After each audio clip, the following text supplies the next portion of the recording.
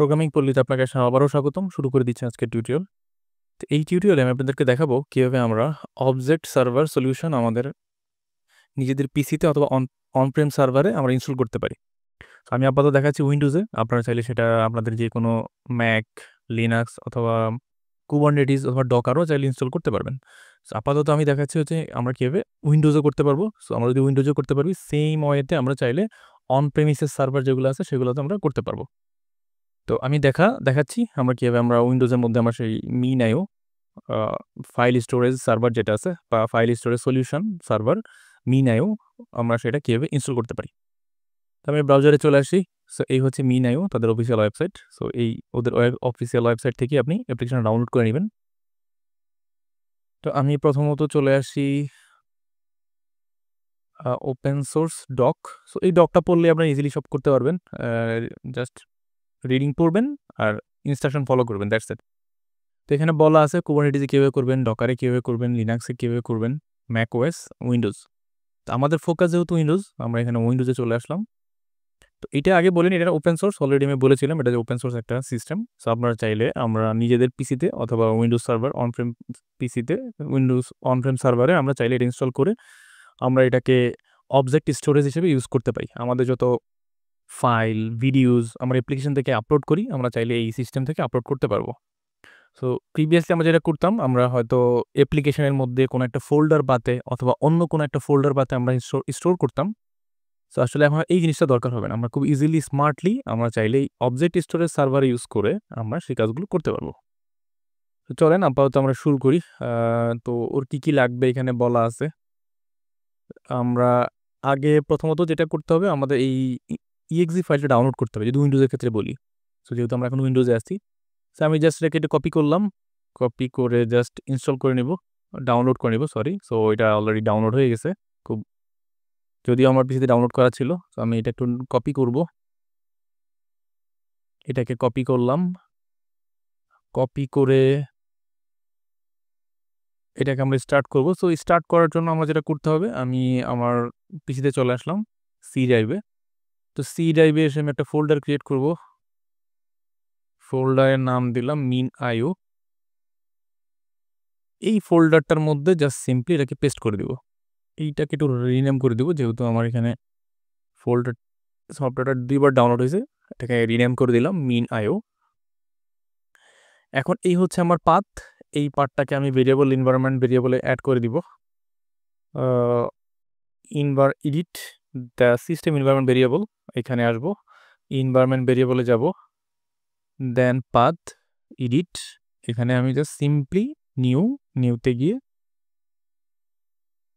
New একটা path add করে দিলাম, দ্যাটস ইট। ওকে, তারপর আমাকে যেটা করতে হবে, আমি ডকুমেন্টটা একটু পড়ব। তো এইটাকে স্টার্ট করার জন্য আমাদের যেই কমান্ডটুকু লাগবে, এটা হচ্ছে সেই কমান্ড। সো minio.exe সার্ভার, যেহেতু আমাদের সি ড্রাইভে রাখছি, ওকে, নো ইস্যু। দেন আমরা কোন পোর্টে সেটাকে রান করতে চাই, সো লোকাল হোস্ট, দেন হচ্ছে এই পোর্ট নাম্বার। সো আমি বাই এইটাকেই আমি জাস্ট রান করব, দ্যাটস ইট। আমি যদি এটাকে রান করি, আমি প্রথমে সিএমডি ওপেন করব, সিএমডি অ্যাডমিনিস্ট্রেটিভ মোডে। ওকে, এটাকে আমি ওপেন করলাম, এইটাকে আমি জাস্ট পেস্ট করলাম। দেন আমাকে যেটা করতে হবে, এইটা আমি একটু সরিয়ে দিই, ডট, যেহেতু আমি ভেরিয়েবল পাথে অ্যাড করছি, এখন ইজিলি সে minio.exe দিলেই সে পেয়ে যাবে। আমি জাস্ট এটাকে এন্টার প্রেস করব। আমার মোটামুটি এটা মানে ইনস্টল করা শেষ। সো আমার স্টোরেজটা অ্যাক্টিভ হয়ে গেছে। ও আমাকে বলতেছে 2টা পাথ দেখতে পাচ্ছি, এখানে একটা এপিআই পাথ। তো আমি যদি এপিআই ইউজ করতে চাই, এপিআই ইউজ করার জন্য হচ্ছে এই পাথে আমি ইউজ করতে পারবো, অথবা লোকাল হোস্ট পোর্ট দিলে আমি পাবো, অথবা লোকাল হোস্টের যে আইপিটা থাকে সেটা দিয়েও আমি অ্যাক্সেস করতে পারবো। সেখানে সবগুলো জিনিসও দেখাচ্ছে যে কি কোন ইউআরএল আমি হিট করলে সেটা পাবো। আর রুট ইউজার এবং রুট পাসওয়ার্ড, সো দুইটাই আমাকে দিয়ে দিচ্ছে। সো এখানে 2টা ইউআরএল আমাকে দিচ্ছে। একটা হচ্ছে এই ইউআরএল, সেটা হচ্ছে পোর্টটা একটা ডিফারেন্ট, একটা ডিজিট ডিফারেন্ট 1। তো এইটা হচ্ছে ইউআই। আমরা যদি আমাদের এটাকে একটা সুন্দর একটা ইউআই আছে, আমরা চাইলে সেই ইউআই দিয়েও আমরা সেই কাজগুলো করতে পারবো ইজিলি। আমরা দেখতে পারবো কি ফাইল আপলোড হয়েছে, আমরা বাকেট তৈরি করতে পারবো, ফাইল আপলোড করতে পারবো ম্যানুয়ালি, সেটাকে ডাউনলোড করতে পারবো, স্টোর করে রাখতে পারবো। তো আমি আপাতত আপনাদেরকে ইউআইটা একটু দেখাবো। আমি ব্রাউজারে চলে আসি, ব্রাউজারে এসে জাস্ট আমি লিখবো লোকাল হোস্ট। এইটা হচ্ছে আমার লোকাল হোস্ট, আইদার আমি 127 লোকাল হোস্টে যে আইপিটা থাকে সেটা দিয়ে আমি ইউজ করতে পারি। আমি যদি এন্টার প্রেস করি, দেখেন সুন্দর একটা ইউআই চলে আসছে। ওয়াও, এটা কোত্থেকে আসছে? আমাদের যে ইএক্সিটা আমরা এখন রান করলাম সেই ইএক্সি থেকেই ওর ফিচার। সো আমরা এটা দেখতে পাচ্ছি। তো এখানে অলরেডি মিন আইও একদম যেটা ছিল, আমরা যদি সেটা নিয়ে যাই, এখানে যদি বলি, দেখেন অলরেডি মিন আইও অ্যাডমিন বোথ আর সেম। তা আমি এগুলোর পেস্ট করা আছে, আমি জাস্ট আবারও সেট করলাম, দেন লগ ইনে দিলাম। ওয়াও, সো লগ ইন হয়ে গেল। তো এখানে অনেকগুলো মেনু আছে, আমরা চাইলে বাকেট অ্যাড করতে পারবো। সো সুন্দর একটা ওয়েবসাইট আমাকে দিয়ে বানিয়ে দিছে। এখানে ডকুমেন্টেশন আছে, লাইসেন্স কি, সাইন আউট করা যায়, তো এখানে বাকেট ক্রিয়েট করা যায়। সো বাকেটগুলো যেটা হয়, আপনি চাইলে আপনার যদি মাইক্রো সার্ভিস বেসড অ্যাপ্লিকেশন হয় অথবা অনেকগুলো অ্যাপ্লিকেশন হয়, আপনি সবগুলো অ্যাপ্লিকেশনের আলাদা আলাদা ফাইল ফোল্ডার মানে বাকেট তৈরি করে করে আপনি চাইলে আলাদা ফাইল স্টোর করতে পারবেন, নো ইস্যু। যাতে আপনার বুঝতে সুবিধা হয় এইটা কোন ফাইলের বা কোন সিস্টেমের ফাইল। ওকে, এটা বোঝার জন্য আপনি চাইলে একটা বাকেট ক্রিয়েট করে নিতে পারেন, সেই বাকেটের মধ্যে স্টোর করতে পারেন। অথবা আপনার যদি এরকম অনেক বড় মডিউল হয়, ডিফারেন্ট মডিউলে ফাইল আপলোড হয়, তো সেই ক্ষেত্রে আপনি চাইলে আপনি স্পেসিফিক মডিউলের জন্য আপনি বাকেট তৈরি করে নিতে পারেন, সেই মডিউলের ফাইলগুলো ওই বাকেটে থাকবে। ক্লিয়ার?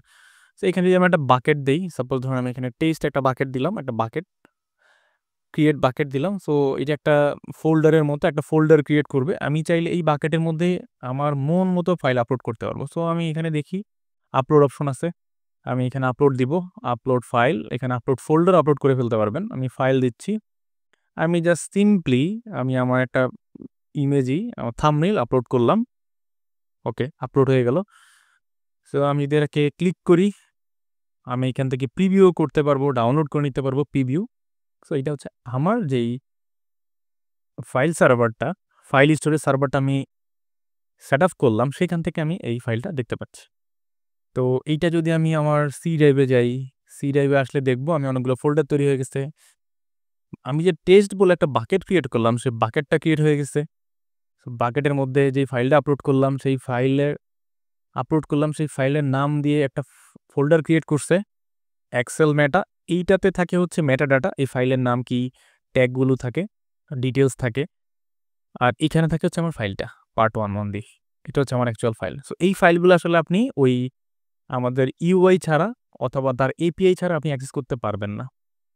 আমরা নর্মালি ফাইল সার্ভার যেরকম থেকে আমাদের ফোল্ডার পাতে থাকে ফাইল, ডাবল ক্লিক করে আমি অ্যাক্সেস করতে পারতাম। সো এগুলো এখানে আসলে ওই রকম করে করতে পারবো না।